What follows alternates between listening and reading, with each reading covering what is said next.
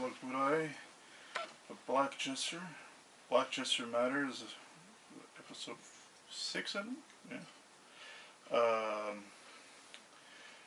And either on Podbean or BitTune or whatever you're watching it on video on, when it's on video. This is, let's see, got, let's see, I don't have a theme song yet, so I have to deal with that. But we got some things to talk about, and well, first of all, there's this channel out there going on flapping the gums about Jews, and that's a very big territory. Some group saying that all these record companies are made by Jews and run by Jews and so on and so forth, and they, what was it, the No News Network or something like that, they seem to be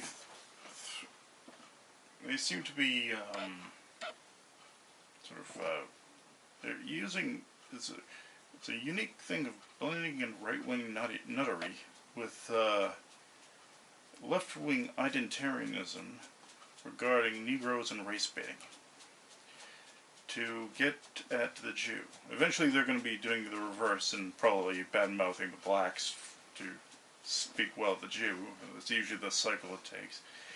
But, yeah, so they say, all these record company directors are Jews and so on, blah, blah, blah. It's just typical socialism, really, when you think about it, because it's just people going out of their way to be pissed off at someone for being successful. That's how Nazism blew up in Germany anyway. It was all about being jealous of the businessman who got successful and throwing around envy around a time where there were was a lot of poverty around and stuff like that.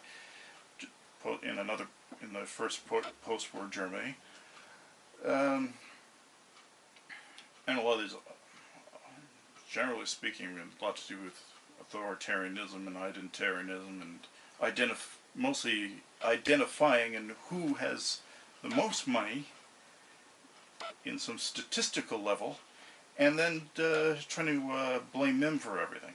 And of course afterwards collecting all their wealth and redistributing among their friends, which is a common issue with government as it is. Yeah, that's the unfortunate thing. And so they go around with sort of bad-mouthing these Jews like Geffen and stuff like that, and they don't mention isn't Geffen considered a pufter or something like that? I mean, I'm pretty sure some of these guys probably were shivad at some point. They do that in orthodoxies anyway. You know, if they break a rule or you've dated a shiksa or something like that. My father went to a funeral for his friend when that happened. So you don't really know that they believe in it or they're allowed in the synagogue anymore or anything like that. I mean, it's a personal thing. It's religion. It's a religion. It's not a culture. It's not anything, despite what Israel says. And Israel is a whole other thing. Sure, you can blame the Zionists for a lot of things. You can blame the Zionists for bad things that happen to Jews too. You know, it's but that's a whole separate thing. You can't just go around bashing people's religion. It's the same thing with the Muslims. You can't go around bashing people's religion just because a few goats got fucked and a few planes got bombed. You can't go around blaming every Catholic for every dirty priest manhandling a little boy. You just can't. It's just like that. And you, or any Baptist minister, or any Baptist, for all the ministers that have been doing it, and Jews for all the rabbis that do, that's another thing entirely. But that's another thing too. That's completely outrageous. It's time we stop trying to make excuses for the pedophile, and we stop pretending that it's because the priests don't get married, or it's because it's because of this religion's strict reality and stuff like that. That just doesn't fall into place because it happens all over the place. The moment you got some easy access to child type thing, and a parent is looking the other way, it's possible that that will happen. The thing is, whenever we start blaming other things, like with the shooter too, the shooter, they say, well, he heard words that were offensive, he had access to guns, but he was a psychopath. He didn't give a shit about the words and the guns and stuff like that. Those are just means to an end. His end was death, murder. He was reaping. He was grim reaping. And it's the same thing with the pedophile, except the pedophile is a sociopath. They are in the sexual release category of goals, and that's the only thing that really matters. Their modus operandi is a whole other thing. It has nothing to do with religions and things like that. The worst thing the Vatican does is that they allow confession for that sort of thing, and that should not be. That should be an unabsolvable sin, and they should fight for that. If you want to tell the Catholics to do something, or the Catholic Church to do something, tell them to quit absolving pedophiles. Because right now they got a carte blanche thing on absolving. That's the one religion that can do something about it. I'm not sure about the born-again Christians because they're born, they grow up in this thing and they're told that no matter what they do, they're going to heaven because they're saved. So it's hard to say, and that's a dangerous thing too. And you think Islam's dangerous? Think about these people. If you grow up in life thinking that it doesn't matter how horrible I am, as long as I'm saved, there's no telling what you can do. I mean, that's why abortion clinics went up and stuff like that. I'm not saying it's the exact fault. It's the fault of the person who did it. But the fact is, if you're going to use some sort of edict to blame something on, use the saved edict. Because it's possibly even the same. It's possible that the Jesuits put that sort of idea in their people's heads too. I don't know, but for some reason the Jesuits have an unusually high level of hands-on treatment with children, and well, you know, they're one of the top three. Like it's a competition. Maybe it is a competition for these three orders. They should have listened to Clement and kept the Jesuits out. Probably would have cleared up a whole lot of child buggery. But again, you know, it's not necessarily their edict, so it's not necessarily the fault of the institution, aside from being incredibly stupid about the thing it is, just like the laws. I mean, we might as well sue every government out there because they're all throwing pedophiles in mental hospitals instead of throwing them in jail because they thought, well, they just need a little treatment. They just need a little treatment. That's been the policy in the church and out of the church for decades. You wonder why things haven't gone. I think you might as well sue anyone who doesn't doesn't pass a law, who's in Congress or a legislative body, that doesn't pass a law that says that a rapist of any kind, like pedophiles, of adult women, males, whatever, they have to go to jail for the entire life and be buried in that jail. Because if they might as well be considered colluding. And TED Talks puts this Dutch woman on, and she goes around saying that they just need help. Well, you know, is TED Talks not responsible if the Catholic Church is responsible in a way too, or any of these other institutions are responsible? I mean, really, of course not. I mean, the woman's just wrong, and she should be chastised for it. But that's the thing. We shouldn't be using any of these horrible things and exploiting these horrible victimizations and the victims of these victimizations to control other people, to create laws and regulations and hostilities towards religions and personal viewpoints and people's ability to defend themselves. We should just blame the person who did it, person who pulled the trigger, person who pulled the dick out. That's what should get blamed. not people who not people who pray on a regular basis, or people who have a gun in the house or and stuff like that. People who prey on other people. It's a personal responsibility thing. That's an important thing, and that's largely forgotten. It's largely forgotten even by libertarians who decide to decide that they want to support legalization of everything, even if it means the tax cuts don't come. Which, you know, and the making sure that everything's legalized, but not that not to make sure the health care is paid for by you if you fuck up your own body with whatever they legalize. Because that's the thing. We can have all the drug legalization we're willing to pay for, but if we put the cart before the horse and we decide to legalize it all, and the taxes are still high, they're going to stay high because everybody who was there for pot, fighting with the libertarians for pot, will disappear and leave a few people left to fight for the economic benefits, or for the economic shit. And that's a real problem. And it's true. I mean, it's already showing in certain places. But, I mean, for the person who really wants true liberty, I mean, if someone's going to get, it should happen, you know, someone gets drunk and gets alcohol poisoning, they pay for it. They should pay for it. If you find a significant amount of tar in their lungs, they should pay for it. I mean, if they find a significant amount of, I mean, maybe humans, you'll never find, people either be paying for it or providing the Darwin Awards with some more lovely titles. Or maybe a whole new season of 2,000 Ways to Die.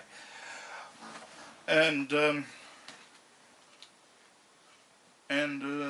yeah, so that's the thing. They want to legalize everything, but they don't want to put the responsibility back, and that's the problem. And the libertarian movement's got to get that in order, because if not, you're going to have high taxes and lots of crack on the street, and that's not good. And it's fine if they legalize anything out the parade, as long as people are made to be responsible for it when it fucks up their body, you know. And it's not everyone's responsibility or business if they fuck themselves up, but that means they shouldn't pay for their own that crap either. It's like, you know, if they can prove you've been fucking a lot of whores and you show up to the hospital with a clap, pay for it. You know, things like that. It's not so difficult to comprehend, but you'd think it wouldn't be too difficult to comprehend. And we'd probably get more conservatives on our side too that way. I mean, or at least convert conservatives. Conservatives are probably scared to shit because they realize, well, they're not gonna stick around either. If, you know, they get the social liberties done, they're gonna be running away and leaving the tax burden to everybody. So you know, it's probably better that they get a chance to do that. So yeah, and it's unfortunate.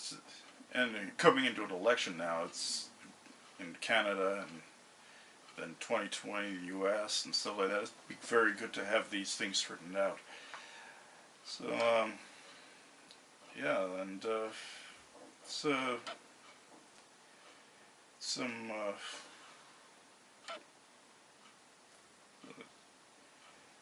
it's a lot to work on.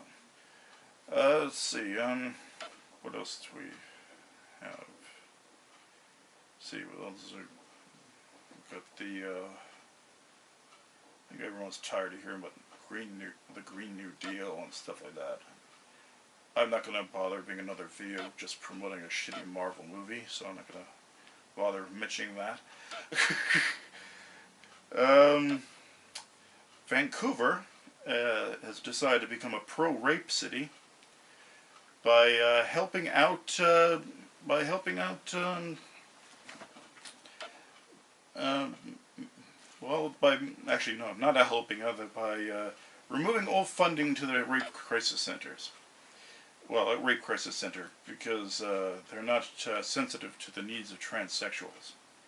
Because it might be possible that someone might be a little afraid when they see an Adam's apple in a woman, when they are coming traumatized from a horrifying rape. And Christina Boyle, who is probably in a deficit of 1,000 points in intersectional level. I mean, she is so... I mean, this is a girl who goes home and cuts the crust off her bread. That's the sort of type of girl she is. She's an orange Irish Protestant preacher. Now, if that doesn't spell out oppressor to anybody, but she decides to be progressive left. But she's most proud of this thing, and she's talking crap, saying that transsexual women are women too, and stuff like that. And of course, she's a well-known molecular biologist as well. She's got a real hard-on for anyone who's being evil and wrong to everyone. And myself, I score very high on the intersectional level, oddly enough. I don't agree. It's funny. I think that's how it works. I think the higher you'll end up scoring in the intersectional level is probably the least crazy you are about the intersectional political bullshit. It seems that the more mixed blood you are, the more crippled you are, and all that other stuff. It's probably like, I mean, I remember when I was in the running for mayor, there was this thing called Last Candidate Standing. The top two were very far left, and those two were very Caucasian, very well-to-do in comparison to everybody else. They were even bragging about privilege, oddly enough, on stage on the top. It was almost like a privilege off at that point. But, and the only thing they had going for them on that level was woman. Woman, yeah. But I guess it wasn't made for me. It's made for me. Don't buy into that crap, because they know it's a reverse psychology thing. If they say it's not made for you, they're trying to get you to watch it.